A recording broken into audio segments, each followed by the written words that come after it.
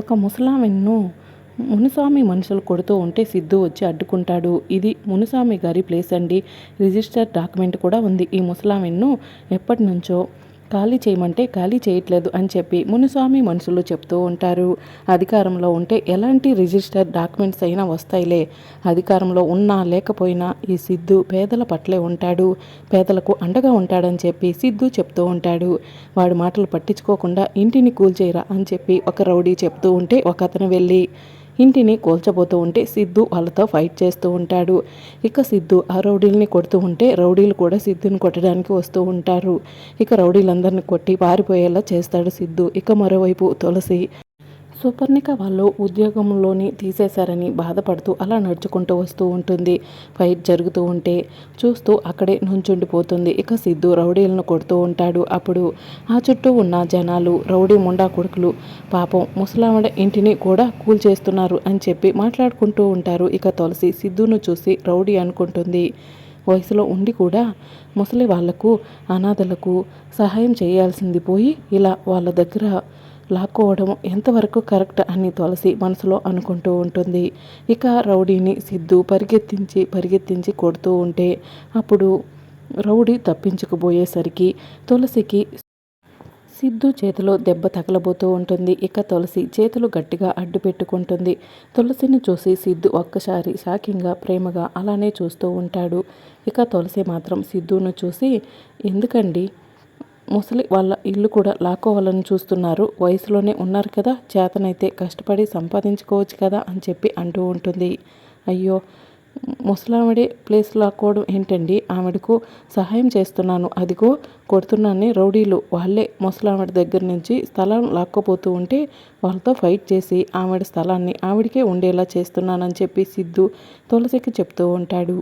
ఇక అప్పుడే ఆ ముసలావిడ వచ్చి నువ్వు చల్లగా ఉండాలి బాబు, ఆ రౌడీలను తరిమి కొట్టి ఇల్లు ఉండేలా చేశావు, నువ్వు రాకపోతే ఇంటిని ఆ రౌడీ ముండా కొడుకులు కూల్చేసేవాళ్ళు అని చెప్పి చెప్తూ ఉంటే ఆ మాటలను తులసి విని అయ్యో మిమ్మల్ని తప్పుగా అర్థం చేసుకున్నాను, క్షమించండి అని చెప్పి చెప్తూ ఉంటుంది. సడన్గా వచ్చి చూస్తే అంతే అనుకుంటారులేండి, మీ తప్పేముంది అని చెప్పి సిద్ధు అంటాడు. మీరు మంచి వాళ్ళ ఉన్నారండి, అందుకే లైట్ తీసుకుంటున్నారు అని చెప్పి తులసి అంటూ ఉంటుంది. సరే అండి వస్తాను అని తులసి అక్కడి నుంచి వెళ్తూ ఉంటే హలో ఏమండి ఒక్క నిమిషం ఆగండి, మీ పేరేంటి అని చెప్పి సిద్ధు అడుగుతూ ఉంటాడు. పేరు మీకెందుకండి అని చెప్పి తులసి అడుగుతూ ఉంటుంది. క్యాజువల్గానే అడుగుతున్నాను, చెప్పొచ్చు కదా అని చెప్పి సిద్ధు అంటాడు. పేరు తులసి అండి అని చెప్పి చెప్తూ ఉంటుంది. ఓ డ్రీమ్ గర్ల్ పేరు తులసి అనమాట అని సిద్ధు మనసులో అనుకుంటూ ఉంటాడు. ఏం చేస్తారండి మీరు అని చెప్పి సిద్ధు తులసి వెనక నడుస్తూ ఉంటాడు.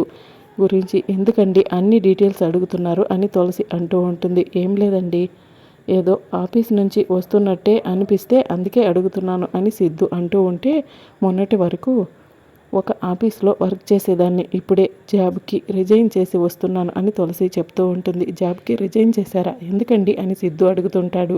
విషయాలన్నీ అడుగుతున్నారు, మీకు చెప్పాల్సిన అవసరం లేదు అని చెప్పి తులసి కోపంగా అక్కడి నుంచి వెళ్ళిపోతూ ఉంటుంది. ఇక సిద్ధు తులసిని ఫాలో అవుతూ ఉంటాడు.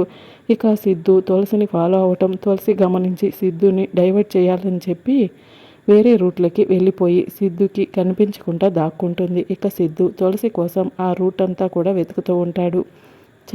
డ్రీమ్ గర్ల్ మిస్ అయిపోయింది, ఎలాగైతే ఏంటి డ్రీమ్ గర్ల్ గురించి కొన్ని విషయాలు తెలుసుకున్నాను అని సిద్ధు మనసులో అనుకుంటూ ఉంటాడు. తన పేరు తులసి, తను జాబ్ చేస్తుంది, అయ్యో ఎవరినైనా ప్రేమిస్తుందో లేదో కనుక్కుని ఉంటే బాగుండేదని చెప్పి సిద్ధు మనసులో అనుకుంటూ ఉంటాడు. నెక్స్ట్ టైం కలిసినప్పుడు మరికొన్ని వివరాలు తెలుసుకుందాంలే, ఎలాగైతే ఏంటి పేరైతే తెలిసింది అని సిద్ధు సంతోషంతో అక్కడి నుంచి వెళ్ళిపోతాడు.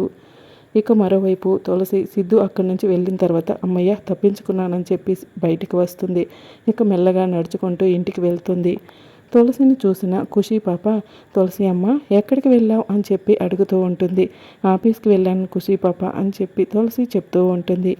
ఆఫీస్లో డాడీ వసు లేరు కదా, నువ్వెందుకు వెళ్ళావు అని చెప్పి ఖుషి పాప అడుగుతూ ఉంటుంది.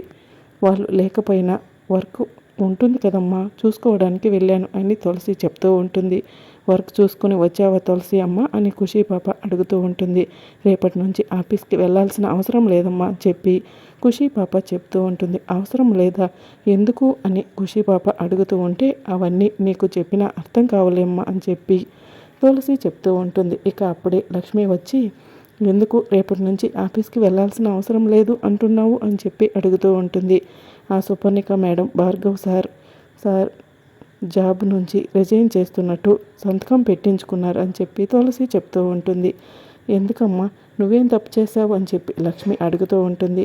ఏమోనమ్మా తెలీదు, రిజైన్ చేయమని అడిగారు, వాళ్ళను ఇబ్బంది పెట్టడం ఎందుకని చెప్పి రిజైన్ చేశానని చెప్పి తులసి చెప్తూ ఉంటుంది. అప్పుడే శ్రీనివాస్ వచ్చి అమ్మాయికి టాలెంట్ ఉంది, తను టాలెంట్తో ఇంకొక చోట ఉద్యోగం సంపాదించుకుంటుంది, నువ్వేం బాధపడకు లక్ష్మి అని చెప్పి చెప్తూ ఉంటాడు. సరే అండి అని చెప్పి లక్ష్మి అంటుంది. మరోవైపు జాహ్నవి వాళ్ళ కాలేజీలో కల్చరల్ యాక్టివిటీ జరుగుతూ ఉంటుంది. జాహ్నవి కాలేజీలో హోస్ట్గా మైక్ తీసుకుని స్టేజ్ మీద మాట్లాడుతూ ఉంటుంది. జై జాహ్నవిని చూసి ఇంప్రెస్ అవుతాడు.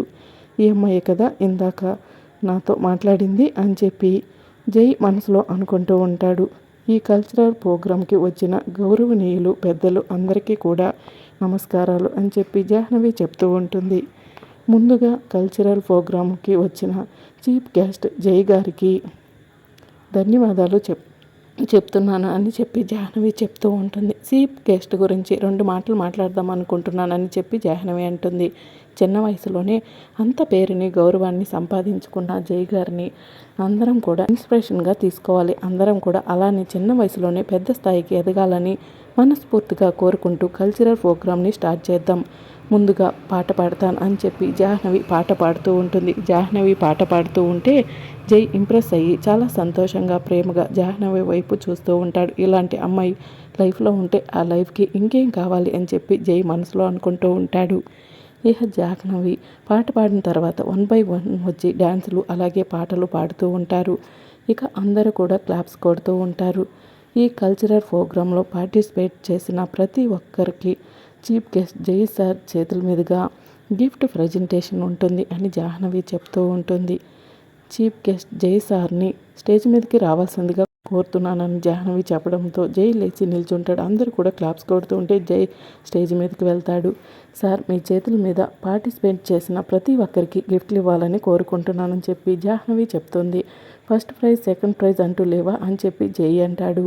అలా ఏమీ డివైడ్ చేయలేదు సార్ అని చెప్పి జాహ్నవి చెప్తూ ఉంటుంది. డివైడ్ చేస్తాను. ఇప్పటి వరకు జరిగిన కల్చరల్ ప్రోగ్రాంలో ది బెస్ట్ అనేవాళ్ళు ఎవరో తెలుసా? నువ్వు సాంగ్ చాలా బాగా పాడావని చెప్పి జై అంటాడు. ఇక జాహ్నవి సంతోషపడుతూ ఉంటుంది. అందుకే నీకు మొదటిగా బహుమతి ఇవ్వాలనుకుంటున్నానని చెప్పి జై జాహ్నవికి షేక్ హ్యాండ్ ఇచ్చి బహుమతి ఇస్తాడు. ఇక తర్వాత 1 by 1 అందరికీ కూడా బహుమతులు ఇస్తూ ఉంటాడు. జై సార్ని కాలేజ్ గురించి 2 మాటలు అలాగే చిన్న వయసులోనే ఎలా ఎదగాలి అన్న దాని గురించి స్టూడెంట్స్ అందరికీ 2 మాటలు చెప్పాలని కోరుకుంటున్నానని చెప్పి జాహ్నవి చెప్తూ ఉంటుంది. ఎవరైనా సరే ఎదగాలనుకుంటే కృషి పట్టుదల అనేవి ఉండాలి అని చెప్పి జై సార్ చెప్తూ ఉంటాడు. ఇంతకు మించి ఏం చెప్పను, సెలవు తీసుకుంటున్నానని చెప్పి జై అంటాడు. Thank you so much sir అని చెప్పి జాహ్నవి జైకి షేక్ హ్యాండ్ ఇస్తుంది. మీ పేరేంటి అని చెప్పి జై జాహ్నవిని అడుగుతూ ఉంటాడు. జాహ్నవి అని చెప్పి చెప్తూ ఉంటుంది. జాహ్నవి గారు మీతో కాస్త పర్సనల్గా మాట్లాడాలి అని చెప్తూ ఉంటాడు. ఏంటో చెప్పండి సార్ అని చెప్పి జాహ్నవి అంటుంది. పర్సనల్ అంటే స్టేజ్ మీద మాట్లాడమంటారా ఏంటి అని చెప్పి జై అంటాడు. ఓకే సార్, ఈ ప్రోగ్రాం అయిపోయిన తర్వాత మిమ్మల్ని మీట్ అవుతానని చెప్పి జాహ్నవి చెప్తుంది. ఓకే వెయిట్ చేస్తూ ఉంటాను అని చెప్పి జై అక్కడి నుంచి కిందకి వెళ్తాడు. ఇక మరోవైపు జాహ్నవి పాట చాలా బాగా పాడింది కదరా, జానుని మించిన వాళ్ళే లేరు, ఆ జై సార్ కూడా మెచ్చుకున్నారని చెప్పి అంటూ ఉంటాడు. ఈరోజు నువ్వు జాహ్నవికి ఐ లవ్ యూ అని చెప్పకపోతే జాహ్నవి చేయి మరొకరు పట్టుకుంటారేమో అని చెప్పి విశ్వ ఫ్రెండ్ చెప్తూ ఉంటాడు. ఇక దాంతో విశ్వ ఒక్కసారి షాక్ అయ్యి జాహ్నవికి షేక్ హ్యాండ్ ఇవ్వడం ఇదంతా కూడా గుర్తు చేసుకుంటూ ఉంటాడు. అవునరా, లైఫ్లో సెటిల్ అవ్వకుండా జానుకి ప్రేమ చెప్తే ఒప్పుకోదేమోనని చెప్పట్లేదు అని చెప్పి విశ్వ అంటాడు. లైఫ్లో సెటిల్ అవ్వటం అవన్నీ తర్వాత ఆలోచిద్దురా, ముందైతే నీ ప్రేమను జానుకి చెప్పు అని విశ్వ ఫ్రెండ్ చెప్తూ ఉంటే సరేరా అని చెప్పి విశ్వ చెప్తూ ఉంటాడు. ఇక మరోవైపు ప్రోగ్రాం అయిపోగానే జాను కోసం ఎదురు చూస్తూ ఉంటాడు. జాను జైని కలవడం కోసం వెళ్తుంది. ఏదో పర్సనల్గా మాట్లాడాలన్నారు సార్ అని చెప్పి జాహ్నవి అడుగుతూ ఉంటుంది. మిమ్మల్ని చూసి ఇంప్రెస్ అయిపోయాను, ఏదైనా సరే మనసులో దాచుకోవడం అలవాట్లేదు, మిమ్మల్ని మొదటి చూపులోనే ప్రేమించేశాను, ఐ లవ్ యూ, మీకు ఇష్టమైతే మిమ్మల్ని పెళ్లి చేసుకుంటాను అని చెప్పి జై చెప్తూ ఉంటాడు. ఆ మాట విని జాహ్నవి ఒక్కసారి షాకింగ్గా జై వైపు చూస్తూ ఉంటుంది. హలో జాహ్నవి గారు, మీతోనేనండి మాట్లాడుతుంది. ఎంతో కష్టపడి చిన్న వయసులోనే ఈ స్థాయికి చేరుకున్నాను. పెళ్ళి కూడా ఎర్లీ స్టేజ్లో చేసుకోవాలనుకుంటున్నాను. మీ ఒపీనియన్ ఏంటో చెప్పండి అని జై అంటాడు. ఇక దాంతో జాను టెన్షన్ పడుతూ ఉంటుంది. హలో జాహ్నవి గారు, అనవసరంగా టెన్షన్ పడకండి, మీ ఒపీనియన్ ఏంటో చెప్పండి అని చెప్పి జై అంటూ ఉంటాడు. మరి రాబోయే ఎపిసోడ్లో ఏం జరగబోతుందో తెలుసుకోవాలనుకుంటున్నారైతే ఛానల్ సబ్స్క్రైబ్ చేసుకోండి.